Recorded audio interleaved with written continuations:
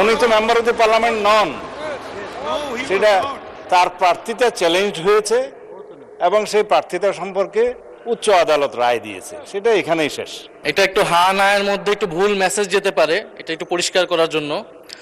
প্রথমত, জুয়া প্রতিরোধ বিল 2026, আমরা বিরোধী দলের পক্ষ থেকে এই আইনের পক্ষে আমরা আছি এবং সরকারের প্রতি আমরা সাধুবাদও জানিয়েছি। তবে এই বিলটার কিছু স্পেসিফিক ধারায় বিরোধী দলের পক্ষ থেকে কিছু সংশোধনী ছিল, তো সেই সংশোধনীগুলো যদি সরকার বা মাননীয় মন্ত্রী যদি গ্রহণ করতেন, আমরা আরও খুশি মনে আরও সাদরে হয়তো এই আইনটাকে সমর্থন করতে পারতাম। তারপরে আমরা সমর্থন করছি এবং আমরা আশা করব যাতে এই সংশোধনীগুলা বা এই কনসার্নগুলা যাতে সরকার পরবর্তীতে বিবেচনা করে, কারণ আমরা প্রয়োগে গেলেই আমরা আরও ভালো করে বুঝতে পারবো এবং এই আইনের যাতে কোনো অপব্যবহার না হয় এবং নাগরিক বা অধিকার বা মানবাধিকার যাতে হরণ না হয়, এটা যাতে সরকার সর্বাত্মকভাবে খেয়াল রাখেন। মাননীয় স্পিকার, আপনাকে ধন্যবাদ। আর সর্বসম্মতিক্রমে এই আইনটা পাশ হলো। কয়েকদিন আগে আমাদের একজন সম্মানিত সংসদ সদস্য আপনার কাছে জানতে চেয়েছিলেন সংসদে কোনো ঋণ খেলাপি আছে কিনা। তখন আপনি বলেছিলেন বিষয়টি যেহেতু বিচার বিভাগের অধীনে আছে, বিচারাধীনে আছে, এই জন্য আপনি বলতে পারছেন না। আজকে একজন ব্যক্তির মনোনয়নপত্র বাতিল হয়েছে এই ঋণ খেলাপি হওয়ার দায়ে। এখন কি আমরা বলতে পারবো উনি ঋণ খেলাপি ছিলেন? এটা আমার পয়েন্ট অফ অর্ডার ছিল মাননীয় স্পিকার। ধন্যবাদ। মাননীয় সদস্য, এটা ঠিক পয়েন্ট অফ অর্ডার হলো না।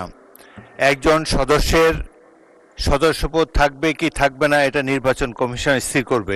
নির্বাচন কমিশন যখন এই বিষয়ে আদালতের নির্দেশ মোতাবেক আদেশ জারি করবে, তখন আমি সংসদে আপনাদেরকে জানাতে পারবো। সুতরাং আমাদেরকে আরও কিছুদিন অপেক্ষা করতে হবে চূড়ান্ত রায়ের জন্য, নির্বাচন কমিশনের চূড়ান্ত মন্তব্যের জন্য। মাননীয় স্বরাষ্ট্রমন্ত্রী বলতে চান কিছু? সময় নেই। মাননীয় স্পিকার, আপনাকে ধন্যবাদ। আমরা সেদিন বলেছিলাম এই মহান জাতীয় সংসদে কোনো ঋণ খেলাপি নেই, সদস্য নেই, ঋণগ্রস্ত থাকতে পারে আইনিভাবে। তো উনি যে প্রসঙ্গটা তুললেন, এটা আদালতে যেহেতু ফয়সালা হয়ে গেছে, আদালতের বিচার, কিন্তু উনি তো সংসদ সদস্য হিসেবে ভোট নিয়ে এখানে আসেন নাই। উনি তো মেম্বার অফ দ্য পার্লামেন্ট নন, সেটা তার প্রার্থিতা চ্যালেঞ্জ হয়েছে এবং সেই প্রার্থিতা সম্পর্কে উচ্চ আদালত রায় দিয়েছে, সেটা এখানেই শেষ। End of the story. He is not parliament. উনি এখানে সংসদ সদস্য থাকলে তখন এই কথাটা বলা যেত। আর it is no point of order মাননীয় স্পিকার। ধন্যবাদ। সাথে কোনো point of order, let me decide that, কিন্তু তিনি সংসদ সদস্য নন। আপনার